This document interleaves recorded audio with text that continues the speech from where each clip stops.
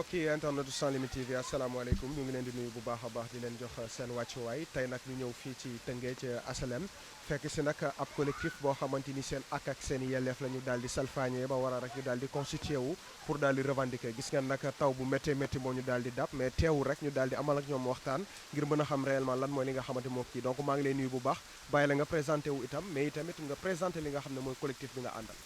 waaw mbokk Sans Limites TV ñu ngi leen di nuyu seeni auditeurs ak seen téléspectateurs voilà fii li fi xew depuis 2021 la man maa ngi tudd Oumar Fall porte-parole du jour du collectif des impactés si plan projet MCA 2 Sénégal tronçon Rufisque 3 depuis 2021 dañu nekkoon di ñu recensé boobu ba léegi ñu ñuy recensé laaj ñu suñu vie privée laaj ñu suñu lépp ñu ne ñu vous faites partie des impactés ndax impacté mooy koo xamante ne buntu place am peu importe nombre de mètres bi peu importe nombre de mètres bi yéen ay impacté ngeen bu ñu ko gasee 2021 ba 2024 ñu soog a ñëwaat benn jour en juillet nañu léegi vous ne faites plus partie des impactés jox ñu suñuy carte d'identité léegi si même tronçon bi tamit am na ñoo xamante ne ma nii ñoom dédommagé nañ leen depuis boobu ba léegi nag ñun ñu ngi daje ak ñoom daje nañoo ñoom 4 fois dernière réunion bi moom mooy seen bureau seen siège social mu nekk point E jubóowuñu léegi nag ñu ne leen léegi ñun dinañ def suñu point de presse première fois ñu ne non may leen ñu waxtaan bu ñu waxtaanee dinañ leen revenir boobu ba léegi amul évolution li ñuy wax daal mooy bokku leen te au début waxuñu woon loolu recensé nañ jox nañ leen sunuy données yëpp léegi li ñu bëgg mooy fii nii muy tronçon 3 allant de Layous jusqu'à rond-point HLM fii benn travaux mënu fee commencé te ñun sunuy axa ak sunuy yelleef respecté wuñu ko am nañ problème muy diggante Semopar ak Elec Nord ñoom ñoo am problème seen biir parce que def nañ recensement yoo xam ne jaarul yoon am na ay jaaykat yoo xamante ne si mbedd mi la ñu toog recensé nañ leen fay nañ leen mais borom place yi ñu ne yéen bokku leen si maanaam koo xam ne day ñëw fii taxaw jaay beñe wala mu jaay gerte wala mu jaay radi guddi mu dem ñibbi ñu ne ko yow impacté nga mais ñun borom place yi nga xam ne dañuy tëj sunu place ñu ne ñun loolu bokkuñu si loolu nag mënuñu ko dégg waxtaan nañu ak ñoom si njekk waxtaan nañu ak ñoom si salaam mais ñoom nee nañ dañ taxaw seen position li ñuy wax moom mooy entreprise bi nga xam ne moom moo gérer travaux yi fii benn travaux mënu fee commencé te ñun suñuy axa ak suñuy yelleef duñ ko respecté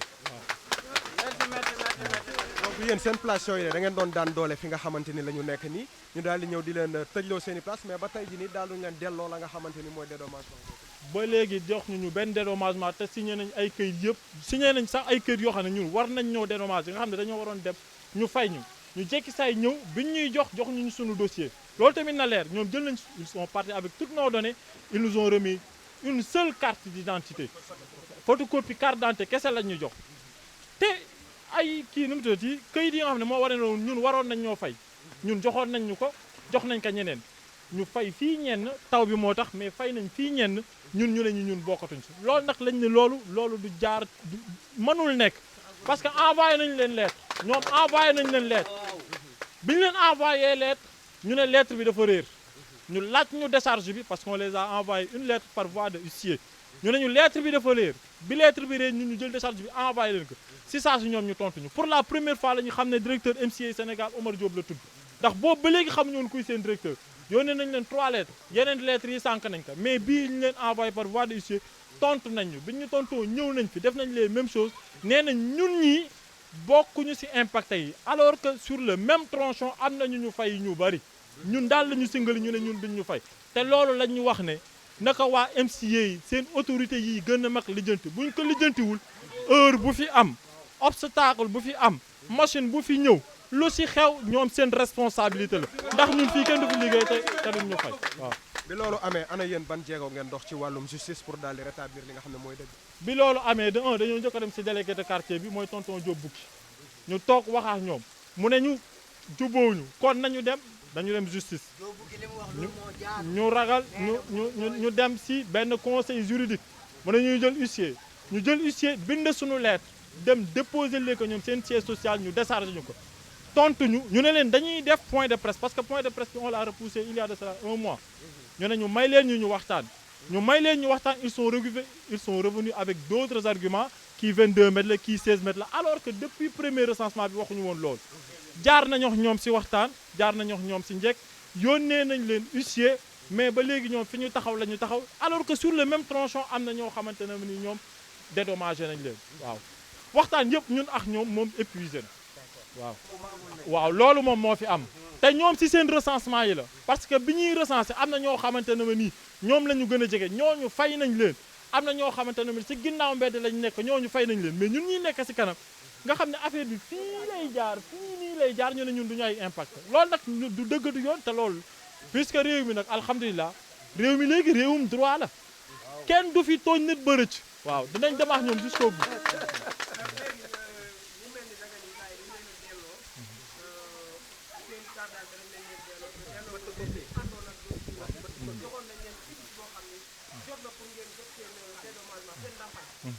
depuis 2021 ba 2024 presque chaque semaine ñu dem signer chaque semaine ñu dem signer benn papier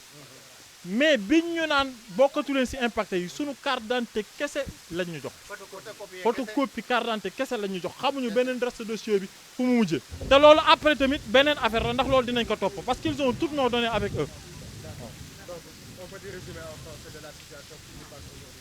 Voilà, bonjour chers internautes, nous représentants du collectif des impactés de Rufisque-Ouest du tronçon 3 voudrons éclaircir une situation, c'est-à-dire il y a de cela plus de 3 ans, depuis 2021, on nous a recensés sur un projet de transport électrique géré par MCA Sénégal. Mais il s'est retrouvé qu'en 2024, ils sont revenus ici et ils nous ont rendu une seule pièce de photocopie d'identité nous disant que nous ne faisons plus partie des impactés. Alors que sur le même tronçon, on a dédommagé des gens. On a dédommagé même des gens qui n'avaient même pas de place, c'est-à-dire des tabliers. Des gens qui vendaient, des femmes qui vendaient des beignets, qui vendaient des jus, qui vendaient des légumes. Et on les a dédommagés au détriment de ceux qui détenaient des places comme nous. Et c'est cela qui est une injustice. On a eu à rencontrer MCA au niveau de leur siège social. On les a rencontrés ici au niveau de la maison du délégué de quartier. Mais on n'est pas tombé d'accord. Parce que ceci disant, il y a un compromis qui a été fait au niveau du recensement de MCA ici et qui est représenté par la société Semopar. C'est à partir de ce moment que nous nous sommes dit on va se lever pour réclamer nos droits. Pour dire ceci, il n'y aura aucun début de travaux dans ce tronçon si nous ne rentrons pas dans nos fonds, si nos droits ne seront pas respectés. Et ceci, c'est notre dernier mot. Oui. Aujourd'hui, qu'est-ce que vous pensez de la situation, étant donné qu'il y a des personnes qui ont déjà été dédommagées? Par contre, vous non. Que pensez-vous de cette situation-là? Une erreur ou bien c'est fait exprès? C'est pas une erreur, c'est une injustice. Parce qu'on ne peut pas dédommager sur une même lignée une personne au détriment des autres. Ça, c'est pas possible. Maintenant, puisqu'on en est là, ils n'ont qu'à revenir ici. Et on va leur montrer ceux qui ont été dédommagés sur une même lignée et sur un même métrage. Comment cela puisse être possible? Maintenant, puisqu'on a changé de régime, nous sommes dans un Sénégal de droit et de justice. Nous réclamons nos droits et nous réclamons justice sur cette affaire-là. Il faut que ça soit tiré au clair. Voilà. Justement, quelles sont les mesures que vous avez eu à prendre pour pouvoir effectivement établir la loi? Nous avons eu à les rencontrer une fois, c'est-à-dire on a eu à les rencontrer 4 fois. On les a envoyés une lettre par voie de huissier, ils nous ont répondu. Maintenant, c'est l'ensemble de toutes ces réponses-là qui ne nous satisfont pas. Parce que comment est-ce qu'on peut dédommager certaines personnes sur une même lignée au détriment de nous qui détenons des places? On a eu à parler avec eux, on a eu à dialoguer, on a eu à maintenir énormément de discussions en présence de leur sociologue même et de leur chef d'entreprise. Mais jusqu'à présent, cette injustice-là, sur ce tronçon 3-là, on le constate au détriment de ceux qui détiennent des places et qui seront les véritables impactés sur ce projet-là. Oui.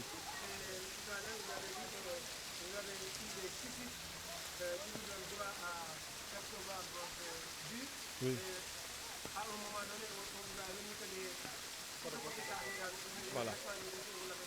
Voilà. Au moment du recensement, on a eu à ouvrir un dossier. Un dossier qui contient énormément de pages, dont le quitus dont vous parlez. On nous a remis des quitus comme quoi nous serons payés, nous serons dédommagés. Et au finish, en juillet 2024, ils viennent avec une seule photocopie d'identité pour nous dire voilà, vous ne faites plus partie des impactés, on vous remet votre pièce d'identité. C'est-à-dire, tout le reste de notre dossier est entre les mains de l'entreprise Semopar. Voilà, ça aussi c'est une autre affaire à suivre. Salaamaaleykum man la Fatou Sow représentante des impactés au CNA waaw li may jàngat mooy xol bu metti parce que depuis 2021 li Omar Fall wax la ñu jëloon di ñu signéloo lu nekk ñu laaj ñu ko ñaata doom ngeen am seen kër ñaata nit ngeen di dundal tout ça heure bu nekk kaay leen signé ñu xëy un bon jour comme li Omar wax rek ñëw fekk ñu suñu bureau yi jox ñu suñu photocopie carte d'identité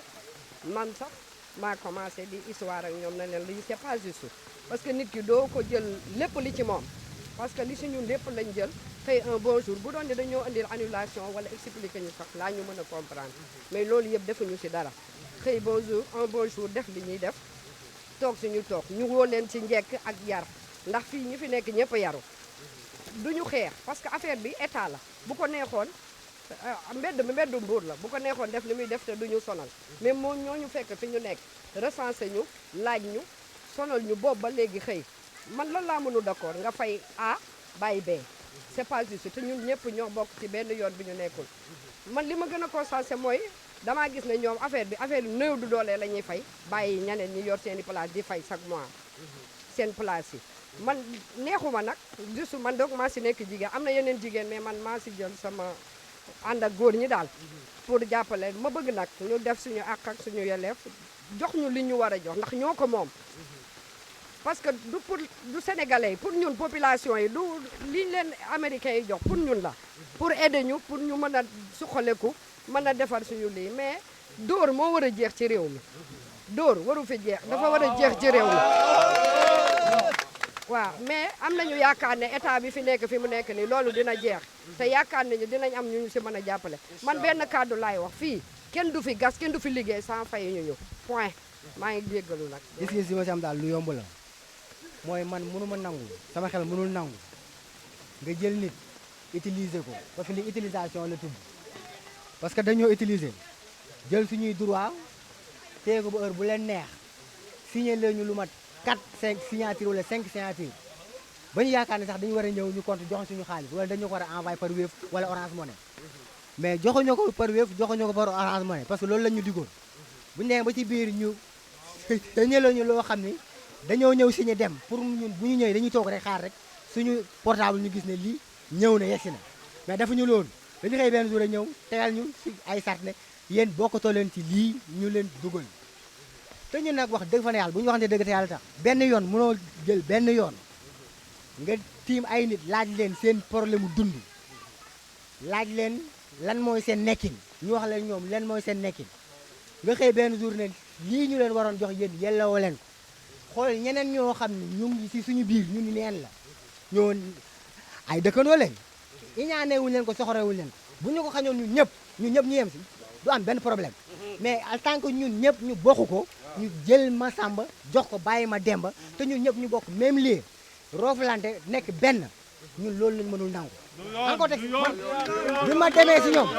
bi ñu demee si ñoom dama leen wax ne leen ne dem ne ngeen ñun ek bokkuñu si ñi nga xam ne da ngeen ñu yàqal leen rek laa leen posé question mooy ndax yéen bu ngeen ñëwee di liggéey di ngeen ñu yàqal wala du ngeen ñu yàqal oto yi ñuy sarté ciment ak béton ndax dinañ dem wala duñ dem bu ngeen ma répondre su loolu rek amul problème mais feeg yéen bu ngeen jaaree suñu oto mënul dem suñuy ciment mënul génn suñuy feer mënuñu ko jaay da ngeen ñu war a fay suñu àq ak suñu yelleef loolu moo jaadu mënuloo téye nit ki bu xëyee mënul am fu mu jaar pour livrer ay marchandise am nga ne ko doo ko fay xaalisam loolu mënul nekk ñun lii du dara su ñun parce que ñun dañu fekk ñu tedd démb tey soog a ñëw mais dafa nekk loo xam ni àqal ak yeneen boo xam ne ñun ñoo ko mérité dañ ñu ko war a jox bu ñu ko joxee dañ ñu ko war a jox bu ñu ko jox dañ ñu ko war a jox waaw loolu laa ci am lu mu ci wax wasalaam